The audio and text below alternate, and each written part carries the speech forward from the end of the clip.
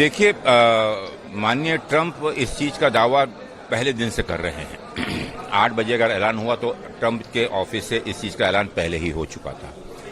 और बार बार इस चीज को पूरी दुनिया में जहां जहां भी वो जा रहे हैं इस चीज का दावा कर रहे हैं कि पाकिस्तान और भारत का जो युद्ध है, जो एक ऑपरेशन था, उसे उनने रुकवाया।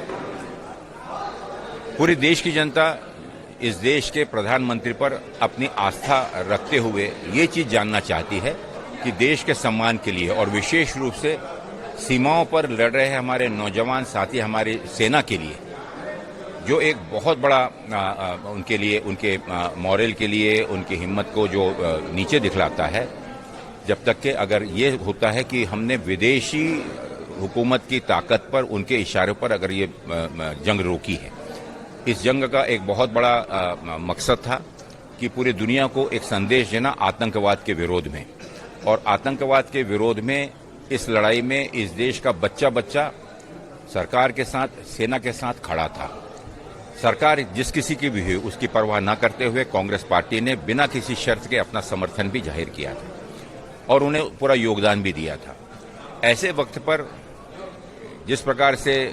नोटबंदी डिक्लेयर की गई, उसी प्रकार से घोषणा कर दी गई कि अब युद्ध विराम हो गया है, सीज फायर हो गया है। और ट्रंप उसी दिन नहीं, लेकिन कल भी आपने देखा होगा कि एक बार नहीं 3 बार उन्होंने कहा कि पाकिस्तान से मुझे मोहब्बत है, मुझे प्यार करता हूं। और नरेंद्र मोदी अच्छे व्यक्ति हैं। स्वाभाविक है कि जिन कारणों से ये सीज फायर किया गया, इस देश की जनता को आशंका है कि कुछ लोगों के हित में या व्यापारिक दृष्टि से कुछ लोगों को अगर नुकसान होने की आशंका थी, उस नुकसान को बचाने के लिए माननीय मोदी जी ने यह निर्णय लिया। ये शंकाएं हैं और देश के प्रमुख होने के नाते, प्रधानमंत्री होने के नाते माननीय मोदी जी का यह कर्तव्य है कि देश की जनता के सम्मान के लिए, इस देश की सेना के सम्मान के लिए, उनका सिर ऊंचा रखने के लिए वो इस चीज का स्पष्टीकरण बहुत ही स्पष्ट शब्दों में कहें कि किन कारणों से उन्होंने इस युद्ध को विराम करवाया। और जब तक कि ये शंकाएं दूर नहीं होगी, हम सबको खेद है कि इस देश की जनता, इस देश की सेना एक शर्मिंदगी महसूस कर रही है। क्या विदेशी इशारे पर हमारा देश काम करता है? इसके पहले का इतिहास है कि माननीय इंदिरा गांधी जी ने जब अमेरिका का पोत समुद्र स्थल पर खड़ा था, उसके बावजूद भी उन्हें 2 टूक जवाब दिया कि हमें किसी की सलाह या मदद की आवश्यकता नहीं है।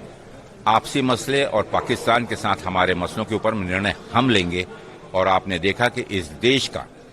भूगोल उन्हें बदल के दिखाया। तो आज आवश्यक है कि ट्रंप जो बार बार कह रहे हैं कि अगर उन्हें पाकिस्तान से प्रेम है और हिंदुस्तान के मोदी जी से प्रेम है, तो देश की जनता कहाँ खड़ी है, इस चीज को बड़े स्पष्ट रूप से हमें रखना होगा।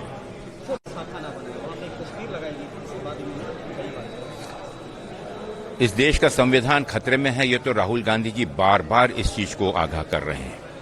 और ये नई बात नहीं है। पिछले 11 वर्षों से इस देश का वही नहीं, हर एक जगह पर जो भी गवर्नर साहब की कोठी है, लोगों को उस पे से विश्वास और शंका हो रही है कि क्या वो आरएसएस का हर राज्य में हेडक्वार्टर बन गया है। क्योंकि इसी प्रकार की गतिविधियां, चाहे मीडिया हो, सामान्य जनता हो, सामाजिक कार्यकर्ता हो, कांग्रेस को सिर्फ मात्र नहीं लेकिन आम जनता भी इस चीज के प्रति संशयित है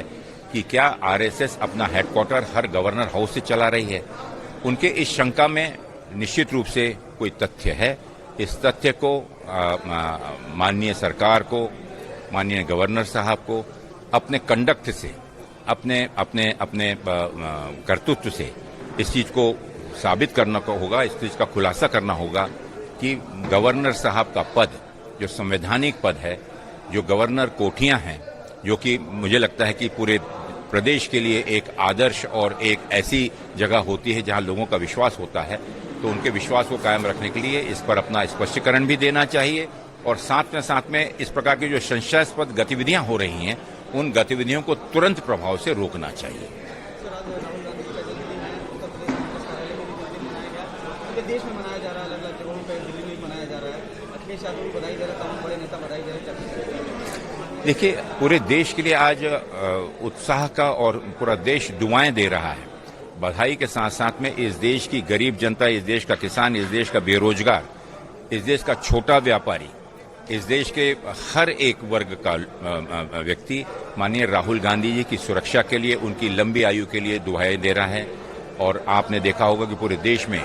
मंदिर, मस्जिद, गुरुद्वारा, मजारें, सब पर राहुल जी की लंबी आयु और उनकी सुरक्षा के लिए कामना कर रहे हैं, क्योंकि आज राहुल गांधी जी इस देश के पिछड़े, दलित और दबाए हुआ जो वर्ग है, उनकी आवाज, उनका मुखड़ा बनकर खड़े हैं। जो आवाज वो आज पार्लियामेंट में उठा रहे हैं, जब पार्लियामेंट में नहीं भी थे तो उस समय भी सड़कों पर चलकर भारत जोड़ो यात्रा के माध्यम से उन्हें इस देश में सामाजिक न्याय के लिए जो अभियान शुरू किया था, जो आज भी कायम है। देश की जनता ने उन्हें एक नए योगी, एक नए तपस्वी के रूप में उन्हें देखा है, जो राजनीतिक हित से उठकर देश की जनता के हित में कार्य कर रहा है। और इसलिए देश की जनता उन्हें खुश देखना चाहती है, सफल देखना चाहती है। और आज प्रदेश कांग्रेस कमेटी में भी इन्हीं सब लोगों का आशीर्वाद लेते हुए हमने सब ने मिलकर राहुल गांधी जी के इस जन्मदिन को यहाँ मनाया और उनकी खुशहाली, उनकी लंबी आयु और इस देश के प्रति जो उनका स्वप्न है, उस स्वप्न को पूरा करने में ईश्वर उन्हें ताकत दे। और हम मजबूती के साथ ऐसा संगठन यहाँ पर बनाएंगे जिस संगठन के माध्यम से उत्तर प्रदेश की जनता को राहुल जी के, माननीय खड़गे जी के, सोनिया जी के और हमारे आदरणीय नेता प्रियंका गांधी जी के उन विचारों को हम लोगों तक पूरे विश्वास के साथ पहुंचा सकें।